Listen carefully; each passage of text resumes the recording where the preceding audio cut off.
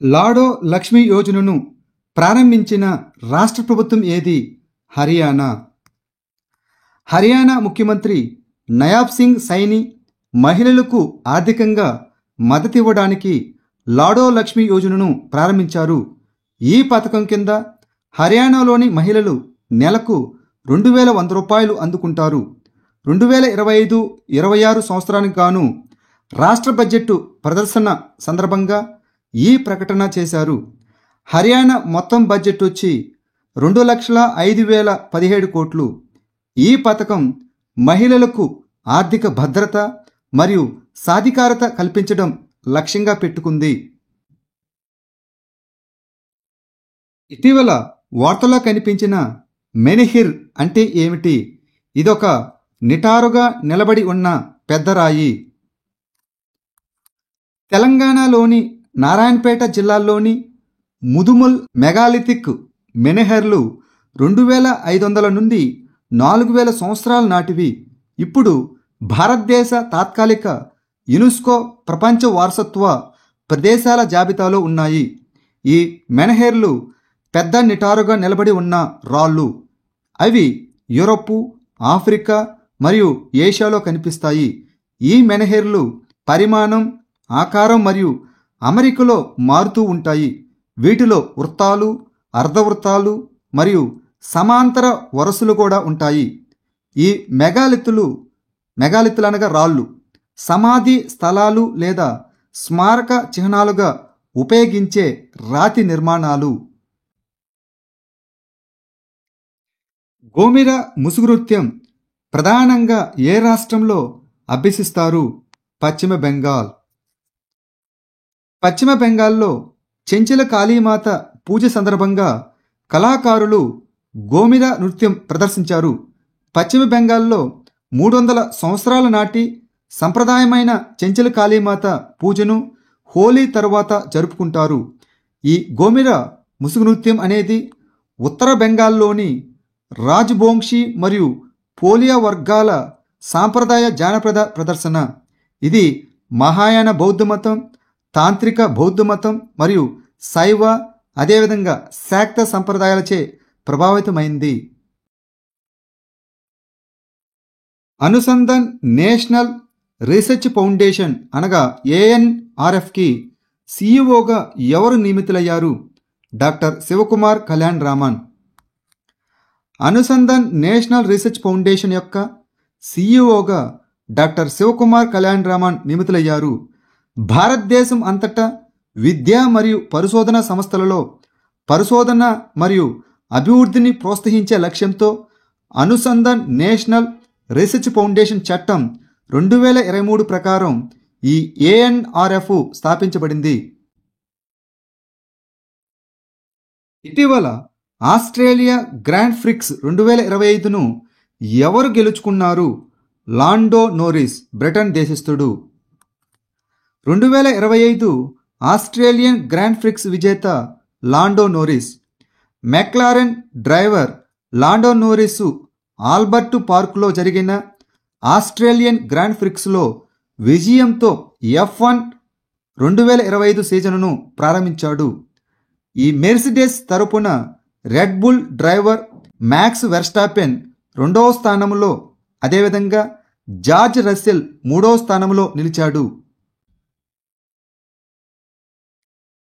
మార్చి 2025 నాటికి ప్రభుత్వ భవనాలకు 100% పైకప్పు సౌర లక్ష్యాలను సాధించిన 2 కేంద్రపాలిత ప్రాంతాలు ఏవి? చండీగఢ్ మరియు దామన్ దియు. ప్రధానమంత్రి సూర్యఘర్ ముఫ్త్ బిజిలీ యోజన మార్చి 10, 2025 నాటికి 10 లక్షల ఇళ్లకు సౌరశక్తిని అందించింది. ఈ పథకం 6.75% వడ్డీకి 2 లక్షల రూపాయల వరకు పూచీకత్తు లేని రుణాలను అందిస్తుంది. చండీగఢ్ మరియు దామన్ అండ్ దియు ప్రభుత్వ భవనాలలో 100% పైకప్పు సౌర సంస్థాపనలను సాధించాయి. ప్రయోజనం పొందుతున్న అగ్ర రాష్ట్రాలొచ్చి గుజరాత్, మహారాష్ట్ర, రాజస్థాన్, ఉత్తరప్రదేశ్ మరియు కేరళ సౌరశక్తి స్వీకరణలో ముందున్నాయి. 2026-27 నాటికి 1 కోటి గృహాలను చేరుకోవడమే లక్ష్యం. ఏ దేశాలు 5 ఐస్ అలియన్స్లో సభ్యదేశంగా ఉన్నాయి? United states, United Kingdom, Canada, Australia మరియు న్యూజిలాండు. ఇది United states, United Kingdom, Canada, Australia మరియు న్యూజిలాండ్లతో కూడిన రహస్య మరియు శక్తివంతమైన నిఘా భాగస్వామ్య కూటమి. ఇది రెండవ ప్రపంచ యుద్ధం తర్వాత 1946 నాటి యూకే-యుఎస్ఏ ఒప్పందం ఆధారంగా ఏర్పడింది. ఈ కూటమి ఉపగ్రహాలు, టెలిఫోన్ నెట్వర్క్లు మరియు ఫైబర్ ఆప్టిక్ కేబుల్ను ఉపయోగించి ప్రపంచ నిఘాకు ప్రసిద్ధి చెందింది. ఆల్ బోడో స్టూడెంట్స్ యూనియన్ అనగా ఏబిఎస్యు 57వ వార్షిక సమావేశం ఎక్కడ జరిగింది? అస్సాం రాష్ట్రంలో. అస్సాంలోని బోడో శాంతి ఒప్పందం 2020 విజయాన్ని కేంద్ర హోంమంత్రి హైలైట్ చేశారు. బోడో ఆధిపత్య ప్రాంతాలకు, ముఖ్యంగా బోడోల్యాండ్ టెరిటోరియల్ రీజియన్ అనగా బీటీఆర్కి శాంతి మరియు స్థిరత్వాన్ని తీసుకురావడమే ఈ ఒప్పందం యొక్క లక్ష్యం. దీనిపై భారత ప్రభుత్వం, అస్సాం ప్రభుత్వం మరియు నేషనల్ డెమోక్రటిక్ ఫ్రంట్ ఆఫ్ బోడోల్యాండ్తో సహా బోడో సంస్థలు సంతకాలు చేశాయి. బోడోల్యాండ్ టెరిటోరియల్ కౌన్సిల్ అనగా బీటీసీను ఎక్కువ స్వయం ప్రతిపత్తితో బీటీఆర్గా మార్చారు. రాజ్యాంగంలోని 6వ షెడ్యూల్ కింద బీటీసీ అధికారాలను విస్తరించారు. బోడో అస్సాం యొక్క అనుబంధ అధికారిక భాషగా గుర్తించబడింది. రైసినా డైలాగ్ 2025 యొక్క థీమ్ ఏమిటి? కాలచక్ర, ప్రజలు, శాంతి మరియు గ్రహం. భౌగోళిక రాజకీయాలు మరియు భౌగోళిక ఆర్థిక శాస్త్రంపై భారతదేశంలోని ప్రధాన సమావేశం రైసినా డైలాగ్ 2025 మార్చి 17 నుండి 19, 2025 వరకు న్యూఢిల్లీలో జరుగుతున్నది. ఈ సంవత్సరం యొక్క థీమ్ వచ్చి కాలచక్ర, ప్రజలు, శాంతి మరియు గ్రహం. ఇది భౌగోళిక రాజకీయాలు మరియు భౌగోళిక ఆర్థిక శాస్త్రంపై భారతదేశం యొక్క ప్రధాన సమావేశం. ఇది ప్రపంచ సవాలును పరిష్కరిస్తుంది. ఇది 2016 నుండి ప్రతి సంవత్సరం న్యూఢిల్లీలో నిర్వహించబడుతున్నది. అబ్జర్వర్స్ రీసెర్చ్ ఫౌండేషన్ అనగా ORF మరియు భారత విదేశాంగ మంత్రిత్వ శాఖ నిర్వహిస్తున్నాయి.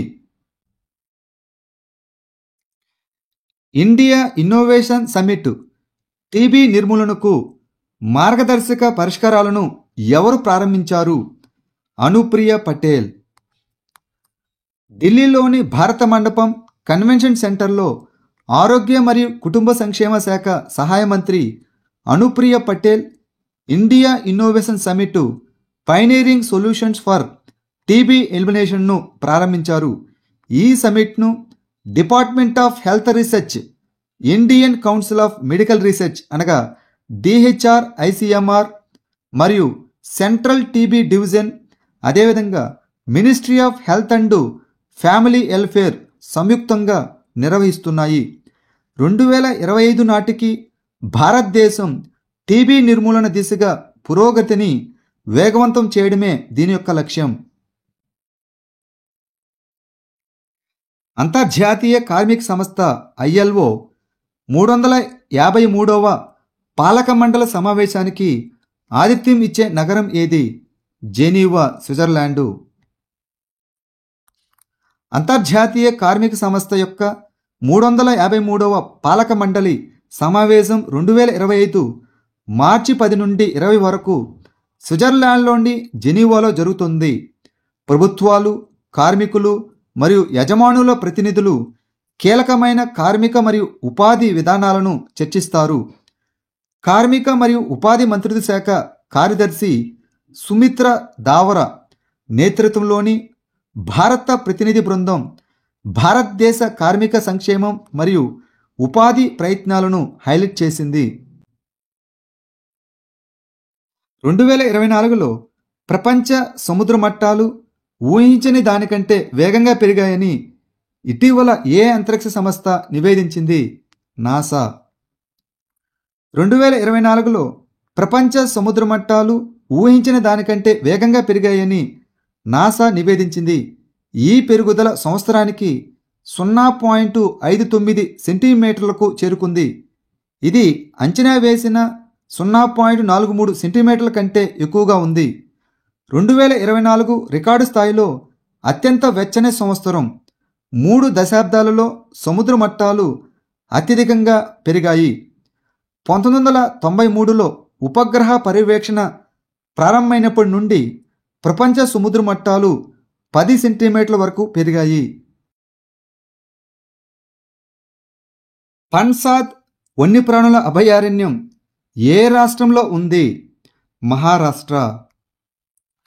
మహారాష్ట్రలోని రాయ్గఢ్ జిల్లాలోని పన్సాద్ వన్యప్రాణుల అభయారణ్యం సమీపంలో ఇటీవల మొదటి తేనె సేకరణ జరిగింది. ఇది పరిరక్షణ నిపుణులు, ప్రకృతి శాస్త్రవేత్తలు మరియు గిరిజన వర్గాలకు ఒక విజయం. పన్సాద్ వన్యప్రాణుల అభయారణ్యం మహారాష్ట్రలోని రాయ్గఢ్ జిల్లాలోని మురుదు ప్రాంతంలో ఉంది. పశ్చిమ కనుమల తీర ప్రాంత అడవుల పర్యావరణ వ్యవస్థను రక్షించడానికి దీనిని సృష్టించారు. ఇటీవల వార్తలో కనిపించిన సబాక్యూట్ స్క్లెరోసింగ్ పాన్సిస్ఫాలిటిస్ ఏ రకమైన వ్యాధి? ఇదొక మెదడు రుగ్మత. సబాక్యూట్ స్క్లెరోసింగ్ పాన్సిస్ఫాలిటిస్ అనేది మీజిల్స్ అనగా దీన్నే రుబియోలా అని కూడా అంటారు. ఈ ఇన్ఫెక్షన్తో ముడిపడి ఉన్న అరుదైన తీవ్రమైన మెదడు రుగ్మత. మీజిల్స్ టీకా కవరేజ్ తక్కువగా ఉండటం వల్ల లక్నో మరియు ఉత్తరప్రదేశ్లో ఇది ఆరోగ్య సమస్యగా మిగిలిపోయింది. ఈ మీజిల్స్ వైరస్ యొక్క వైవిధ్య రూపం వల్ల సంభవిస్తుంది. ఇది దీర్ఘకాలిక మెదడు వాపుకు దారితీస్తుంది. తరచుగా మరణానికి కూడా దారితీస్తుంది. ఇది ఎక్కువగా పిల్లలు మరియు కౌమార దశను ప్రభావితం చేస్తుంది. పురుషులకు ఎక్కువ ప్రమాదం ఉంది. 26వ ఫ్లోరా ఎక్స్పో ఇటీవల ఎక్కడ ముగిసింది? నేపాల్. ఫ్లోరికల్చర్ అసోసియేషన్ నేపాల్ నిర్వహించిన 4 రోజుల పాటు జరిగిన ఈ ప్రదర్శనలో వాణిజ్య స్టాళ్లు, సమాచార స్టాళ్లు, పోటీ స్టాళ్లు మరియు సెల్ఫీ స్టాళ్లు సహా దాదాపు 70 స్టాళ్లు మొక్కల ప్రియులను ఆకర్షించాయి. అస్సాంలోని డెర్గావ్లో కొత్తగా నిర్మించిన లచిత్ బోర్ఫుకాన్ పోలీస్ అకాడమీని ఇటీవల ఎవరు ప్రారంభించారు? అమిత్ షా. కేంద్ర హోంమంత్రి అమిత్ షా శనివారం డెర్గావ్లో పునరుద్ధరించబడిన అత్యాధునిక లచిత్ బోర్ఫుకాన్ పోలీస్ అకాడమీని ప్రారంభించారు మరియు పోలీస్ అకాడమీ హౌసింగ్ ప్రాజెక్టులకు పునాదిరాయి వేశారు. ఇటీవల 7వ వార్షిక హాకీ ఇండియా అవార్డుల ప్రదానోత్సవంలో ఉత్తమ ఆటగాడి అవార్డును ఎవరు గెలుచుకున్నారు? హర్మన్ ప్రీత్ సింగ్. శనివారం న్యూఢిల్లీలో జరిగిన హాకీ ఇండియా వార్షిక అవార్డులు 2024లో హర్మన్ ప్రీత్ సింగ్ మరియు సవితా పూనియా అత్యున్నత గౌరవాలను పొందారు. హర్మన్ ప్రీత్ సింగ్, సవిత వరుసగా పురుషుల మరియు మహిళల విభాగాలలో ప్లేయర్ ఆఫ్ ద ఇయర్గా బల్బీర్ సింగ్ సీనియర్ అవార్డును గెలుచుకున్నారు. ముఖ్యంగా భారత కెప్టెన్ హర్మన్ ప్రీత్ సింగ్ గత సంవత్సరం అద్భుతమైన ఫామును ప్రదర్శించాడు మరియు ప్యారిస్ 2024 ఒలింపిక్స్లో తన జట్టును కాంస్య పతకానికి నడిపించాడు. మహమ్మారి సంసిద్ధతపై క్వాడ్ వర్క్షాపు ఇటీవల ఎక్కడ ప్రారంభమైంది? న్యూఢిల్లీలో. క్వాడ్ అధ్యక్షత వహించిన భారతదేశం మార్చి 17 నుండి 19 వరకు ఇండో పసిఫిక్ ప్రాంతానికి మహమ్మారి సంసిద్ధతపై క్వాడ్ వర్క్షాపును నిర్వహిస్తున్నది. సెప్టెంబర్ 2024లో జరిగిన 6వ క్వాడ్ లీడర్స్ సమ్మిట్ ఫలితంగా జరిగిన ఈ వర్క్షాపులో క్వాడ్ దేశాలైన భారతదేశం, యునైటెడ్ స్టేట్సు, జపాను మరియు ఆస్ట్రేలియా నుండి సీనియర్ ఆరోగ్య అధికారులు మరియు సాంకేతిక నిపుణులు పాల్గొన్నారు.